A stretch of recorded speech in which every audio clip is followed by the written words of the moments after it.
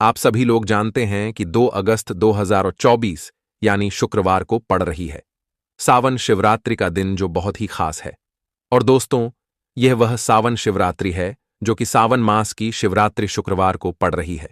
दोस्तों, इसी दिन किया जाने वाला पंडित जी द्वारा बताया गया एक लाल फूल और एक सफेद फूल वाले उपाय आप लोगों को जरूर करना चाहिए, क्योंकि दोस्तों, यह एक ऐसा उपाय है जो कि हर दिन नहीं किया जाता है। यह उपाय केवल श्रावण शिवरात्रि के दिन ही किया जाता है। अगर आप लोगों ने इस उपाय को नहीं किया है या किसी कारण वश नहीं कर पाए हो, तो इस सावन शिवरात्रि के दिन इस उपाय से मत चूकना दोस्तों। देखिए, यह दिन इतना खास होता है, इतना महत्वपूर्ण होता है। देखा गया है, कभी कभी बड़े बड़े पूजा पाठ अनुष्ठान से जो मनोकामना पूर्ण नहीं होती है, वह सावन शिवरात्रि के दिन एक छोटे से उपाय करने से ही आपकी मनोकामना पूर्ण हो जाती है। और बहुत सारे लोगों ने इस उपाय को किया भी है और उनको इस उपाय को करने का फल भी जरूर मिला है। अगर आप लोग भी इस उपाय को इस शिवरात्रि के दिन करना चाहते हैं, तो आप इस उपाय को पहले अच्छे से समझ लेना, सुन लेना, उसके बाद करना। आपको इस उपाय का फल जरूर मिले। बस शुक्रवार सावन शिवरात्रि के दिन इस उपाय को कर लेना, क्योंकि इसी एकमात्र उपाय को करने से आपके पूरे घर परिवार में सुख और शांति हो जाएगी। आपके घर में अच्छे अच्छे काम होने लगेंगे। आपकी जो भी मनोकामना होगी वह भी धीरे धीरे धीरे करके पूर्ण होना शुरू हो जाएंगी। अब हम समझते हैं इस एक लाल फूल और एक सफेद फूल वाले उपाय को आपको करना कैसे है, किसको करना है, किस समय करना है और कैसे करना है। देखो, उपाय बिल्कुल आसान है, बस समझने वाली बात है। ध्यान से समझिए, उसके बाद ही आप लोग जो है इस उपाय को जरूर कीजिएगा। सबसे पहली चीज हम लोग यह समझते हैं कि इस एक लाल फूल और एक सफेद फूल वाले उपाय को इस आने वाली सावन शिवरात्रि के दिन किसको करना है। तो देखिए, इस उपाय को घर के सभी सदस्यों को करने की बिल्कुल भी जरूरत नहीं है। घर में से कोई एक मुख्य बड़ा सदस्य ही इस उपाय को करेगा, तो उस घर परिवार के सभी सदस्यों को इस उपाय को करने का फल मिल जाएगा। पर वह बड़ा सदस्य कौन होगा, कौन व्यक्ति इस उपाय को करेगा, तो यहां पर देखिए, हम आपको बता दें, घर की जो बड़ी माताएं बहनें होंगी, घर की बड़ी माताओं बहनों में से कोई भी एक माता बहन इस उपाय को कर सकती है।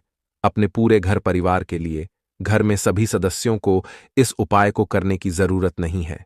मात्र घर की जो बड़ी माताएं बहनें हैं, उनमें से कोई भी एक माता बहन इस वाले उपाय को करेगी, तो उसके घर परिवार के पूरे सदस्यों को इस उपाय का फल मिलेगा। अगर किसी कारणवश माताएं बहनें घर में उपस्थित ना हो या वह इस उपाय को ना कर रही हो, कुछ दिक्कत हो, तो भाई उस जगह पर फिर घर का कोई बड़ा व्यक्ति भी इस उपाय को कर सकता है। माताओं बहनों के कहने का मतलब यह था कि माताएं बहनें घर की लक्ष्मी होती है। जब घर की लक्ष्मी कोई उपाय करती है, तो निश्चित ही भगवान शिव जी बहुत जल्दी प्रसन्न होते हैं और उपाय का फल में बहुत जल्दी और बहुत बड़ा करके भी यहां पर देते हैं। तो आप लोग ये बात समझ गए होंगे। अब हम ये बात समझते हैं कि इस वाले उपाय को हमें करना किस समय है। एक लाल फूल और एक सफेद फूल वाले उपाय को हमें सावन शिवरात्रि के दिन करना किस समय है। तो देखिए, इस उपाय को करने का जो समय है, सुबह का समय भी है और शाम का समय भी है।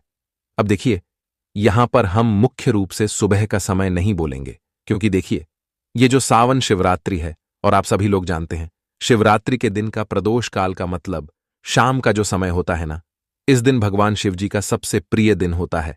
तो आप लोग इसे एक लाल फूल एक सफेद फूल वाले उपाय को सुबह के समय भी कर सकते हो और शाम के समय प्रदोष काल में भी कर सकते हो।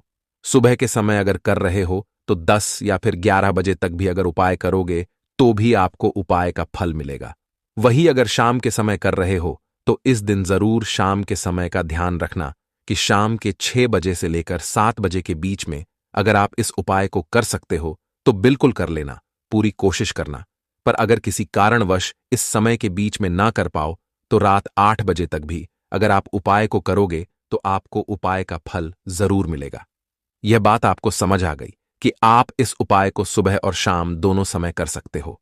मतलब करना आपको एक ही समय है, घर में से किसी एक ही बड़े व्यक्ति को करना है, पर एक ही बार इस उपाय को करना है, दोनों समय नहीं करना है। आपको जो समय अच्छा लगे आप उस समय पर इस वाले उपाय को कर सकते हैं। तो चलिए जानते हैं इन विशेष उपायों के बारे में। अब सबसे महत्वपूर्ण बात आती है कि इस उपाय को हमें करना किस लिए है। जैसा कि हमने अभी आपसे बोला कि इस उपाय को करने के बाद आपके जीवन में बहुत सारी खुशियां आएंगी, आपकी मनोकामनाएं पूर्ण होंगी, आपकी धन की समस्या दूर होगी, आपकी पैसों की समस्या दूर होगी। अब देखिए, अगर आप लोग सोच रहे हो कि भाई हमें अपना घर बनाना है, पर घर बनाने के लिए पैसा नहीं है, हमें गाड़ी लेना है, पर गाड़ी लेने के लिए पैसा नहीं है, हमें जमीन लेना है, पर जमीन लेने के लिए पैसों की कमी पड़ रही है। अगर ऐसी ही दिक्कत परेशानी या किसी भी तरह की धन से जुड़ी हुई समस्या या पैसों से जुड़ी हुई समस्या अगर आपके जीवन में चल रही है, तो यह उपाय निश्चित ही आपके जीवन में बहुत सारे फल लाकर दे सकता है।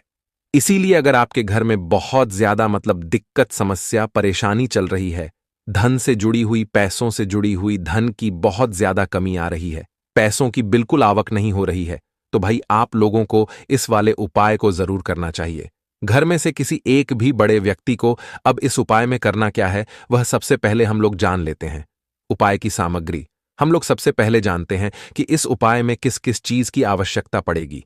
तो देखिए, उपाय का नाम तो एक लाल फूल और एक सफेद फूल वाला उपाय है, पर इस उपाय में कुल मिलाकर 4 सामग्री हमें लगने वाली है, जो कि पंडित जी ने खुद सीहोर वाली कथा में बताया है।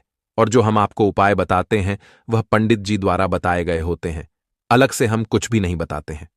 तो यहां पर हम लोग समझते हैं कि इस उपाय की सामग्री क्या है। तो देखो, उपाय की जो सामग्री है वह 4 सामग्री है, जिसमें से सबसे पहली सामग्री है एक बेलपत्र। देखो, बेलपत्र क्या होती है? बेलपत्र जो शिव की शिवलिंग पर चढ़ती है। दूसरी चीज है एक शमी पत्र, शमपत्र, वह जो शिवलिंग पर ही चढ़ता है। तीसरी चीज है दोस्तों एक लाल फूल, जो उपाय का नाम है। तो एक यहां पर आपको लाल फूल लेना है। अब यह लाल फूल कौन सा लेना है?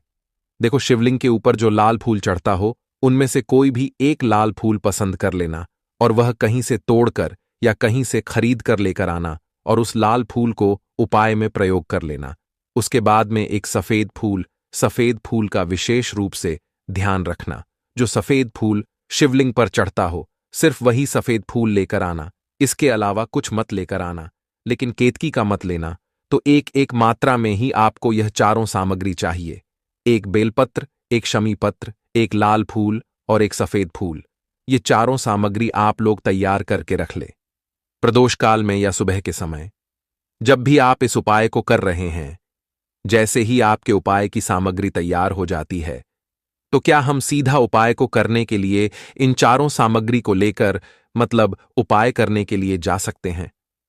नहीं, तो यहां पर आपको इस बात का ध्यान रखना है कि हम भगवान शिव जी को प्रसन्न करने के लिए तो जा रहे हैं, हम अपनी मनोकामना को पूर्ण करवाने के लिए तो जा रहे हैं, पर हमें यह दर्शा बिल्कुल भी नहीं है कि हम सिर्फ अपने फायदे के लिए भगवान शिव जी के मंदिर में आए हैं।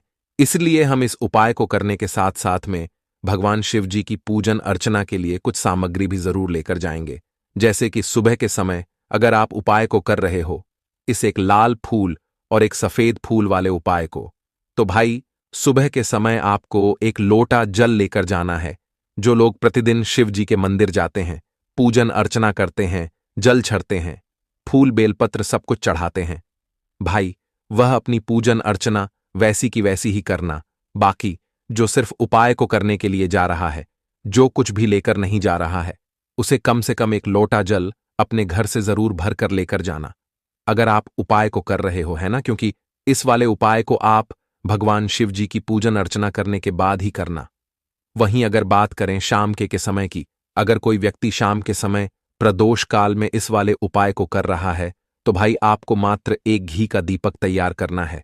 ये बात हम हमेशा बोलते हैं, शाम के समय प्रदोष काल में कोई कर रहे हो ना, तो दीपक का विशेष महत्व होता है अमावस्या के दिन का। प्रदोष काल में जो भी व्यक्ति दीपक जलाता है ना भगवान शिव जी के मंदिर में, भाई उसके जीवन से सारी दुख और परेशानियां भी दूर होती हैं। तो भाई इस दिन दीपक का विशेष रूप से ध्यान रखना आप लोग। अगर आप इस उपाय को शाम के समय प्रदोष काल में कर रहे हो, है ना, ये जो दीपक आप लोग लोगे ये आटे का लोगे। जो आटा आप गूंद दोगे उसके अंदर कुछ भी मत डालना, मात्र साधा आटा लगाकर उसे तैयार कर लेना, और एक मीडियम साइज का दीपक तैयार कर लेना। वह दीपक न ज्यादा छोटा हो न ज्यादा बड़ा हो, है ना। उसके बाद में दीपक आपका तैयार हो जाए, तो इसके अंदर जो बत्ती रखोगे वो गोल बत्ती रखोगे। देखो, गोल बत्ती भी दो तरह की होगी, एक बाजार की और एक घर वाली। तो कोशिश करना, अपने घर में जो रुई रखी हुई है उस रोई से आप लोग एक गोल बत्ती अपने ही हाथों से बनाओ। उपाय का फल अच्छा मिलता है। भगवान शिव जी जल्दी प्रसन्न होते हैं। जब हम किसी भी उपाय को अपने हाथों से परिश्रम करके तैयार करते हैं तो आपको उस दीपक के अंदर एक गोल बत्ती रख देनी है। इसके अंदर जो चीज आप लोग डालोगे वह शुद्ध देसी गाय का घी। इस बात का विशेष रूप से ध्यान रखना, क्योंकि भगवान शिव जी का सबसे प्रिय दिन और प्रिय समय पर हम लोग इस वाले उपाय को कर रहे हैं। तो थोड़ा सा शुद्ध देशी गाय का घी इतना डालना कि वह दीपक कुछ समय तक चल सके। ना बाजार वाला मिलावटी घी डालना, ना भैंस का घी डालना।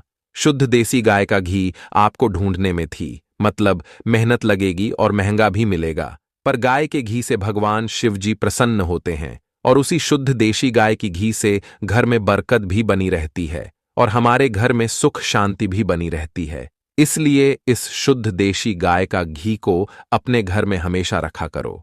वह भगवान शिव जी के कार्यों में भी उपयोग में आता है और उपायों में भी हम लोग प्रयोग कर सकते हैं। तो यहां पर आपकी सारी तैयारियां हो चुकी हैं। उपाय को करते समय शुद्धता का विशेष रूप से ध्यान रखिएगा। सुबह कर रहे हो तो भाई सुबह तो आपको स्नान करना ही करना है। बाकी शाम को कर रहे हो तो शाम को मात्र हाथ मुंह धोकर भी आप लोग इस वाले उपाय को कर सकते हो। कोई दिक्कत वाली बात नहीं है भाई। उपाय की पूरी सामग्री तैयार करके और पूजन सामग्री लेकर आपको भगवान शिव जी के मंदिर पहुंचना है, जो आपके घर के पास में हो, जहां पर शिवलिंग विराजित हो, शिवालय हो। वहां पर आप लोगों को पहुंचना है और जैसे ही आप भगवान शिव जी के मंदिर में पहुंचते हो वहां जाकर ही उपाय शुरू नहीं करना है। पहले आपको भगवान शिव जी की पूजन अर्चना करना है। पूजन अर्चना कैसे करोगे? सुबह के समय गए हो तो एक लोटा जल वगैरह जो भी पूजन सामग्री लेकर गए हो, उससे पहले पूजन सामग्री आप लोग मतलब पूजन भगवान शिव जी की कर लो। जो व्यक्ति सिर्फ एक लोटा जल लेकर गए हैं वो शिव जी की शिवलिंग पर मात्र एक लोटा जल एक धारा से धीरे धीरे करके चढ़ा लो, है ना। अपनी पूजन अर्चना आप लोग जो हैं पूरी कर लो। पहले उसी के बाद अगर आप शाम के समय कर रहे हो तो पहले जाकर बैठना है भगवान शिव जी के शिवलिंग के पास में। आप जो दीपक तैयार करके लेकर आए हो उस दीपक को पहले जलाना है। ये जो दीपक आप लोग जलाओ ना, ये किसी और की माचिस से मत जलाना। अपनी ही माचिस अपने ही घर से लेकर आना और इस दीपक को अपने ही माचिस से जलाना। अगर आपने मंदिर की माचिस या किसी और की माचिस ले ली, इस उपाय को करने में इस उपाय का फल उस व्यक्ति को भी थोड़ा बहुत मिल जाएगा। इस बात का ध्यान रखना। अपने घर से अपनी ही माचिस लेकर जाना और इस दीपक को जलाना। दीपक को जलाने के बाद भगवान शिव जी की शिवलिंग के पास में रख देना। शिवलिंग के इतना पास में मत रखना कि भगवान शिव जी को आंच लगे, थोड़ी सी दूरी बनाकर ही जो है इस दीपक को शिवलिंग के पास में आप लोग रख दीजिएगा।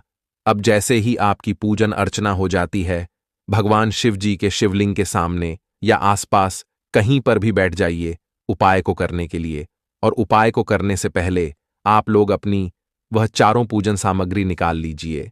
उपाय की जो सामग्री है वह निकाल लीजिए और भगवान शिव जी के शिवलिंग के ऊपर एक माता अशोक सुंदरी जी का स्थान देख लीजिए। माता अशोक सुंदर जी का जो स्थान होता है वह जलाधारी के ऊपर होता है। जलाधारी के बिल्कुल बीचों बीच में होता है। आप लोगों ने देखा भी होगा शिवलिंग की जलाधारी होती है। जलाधारी के बिल्कुल बीचों बीच का जो स्थान होगा वह माता अशोक सुंदर जी का स्थान होगा, क्योंकि यहीं पर हमें यह जो है उपाय को करना है। सबसे पहली चीज अब हम उपाय को करना शुरू करते हैं। आप सबसे पहले अपनी एक बेलपत्र उठा लो। एक बेलपत्र को आपको माता अशोक सुंदरी जी वाले स्थान पर सबसे पहले समर्पित करना है।